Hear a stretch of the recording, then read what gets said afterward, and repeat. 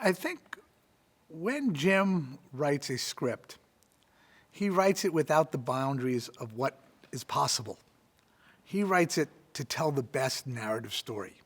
And then when you pick up and read Titanic, Avatar, or The Way of Water, you go, how are we possibly going to do this? The challenge at first is so daunting that you don't know.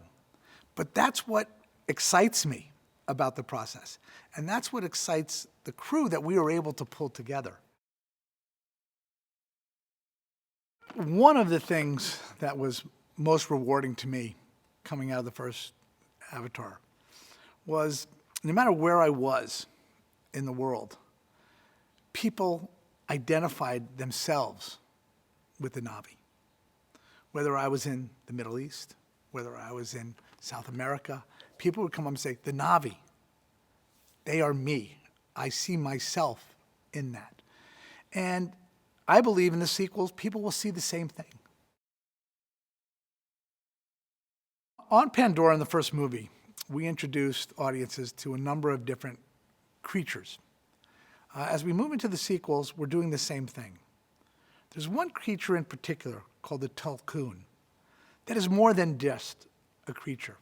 It's actually an intellectual species. And the reason I say that is because it too can connect with Ewa and download its memories. And it shares its experiences with the Na'vi. The Tulkun are 300-foot-long behemoths, peaceful behemoths of the oceans. They have a language that they speak that is unique. They have mathematics, they have music, they have song, all of these things. They have philosophy within their culture.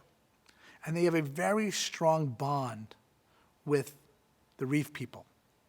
And the Metkayina each have a sister or brother that is their bond with the Tulkun. And that happens very early in life. And Renal, played by Kate Winslet, she has a Tulkun that she's bonded with. And it's a lifelong bond, and it's a kindred spirit that they share with each other. And they celebrate each other's families, the birth of a new child. They mourn the loss of a family member. And we see that in the sequels. When that character was created, the idea of Sigourney playing the younger version was the perfect fit.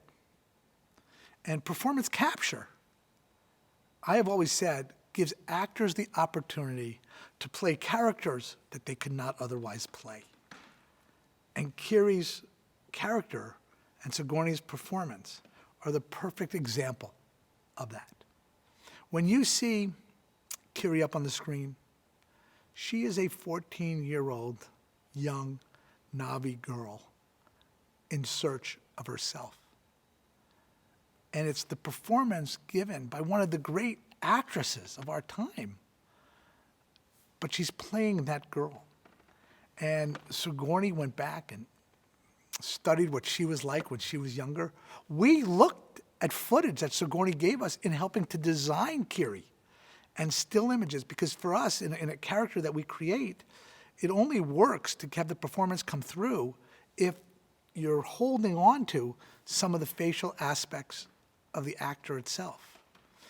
And Kiri did this, and Sigourney embraced this idea.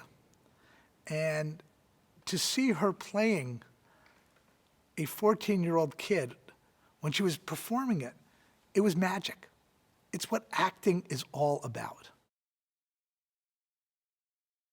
What I am hoping audiences will experience when they finally get to see Way of Water in the theaters is something that makes them forget everything else that is going on in the world.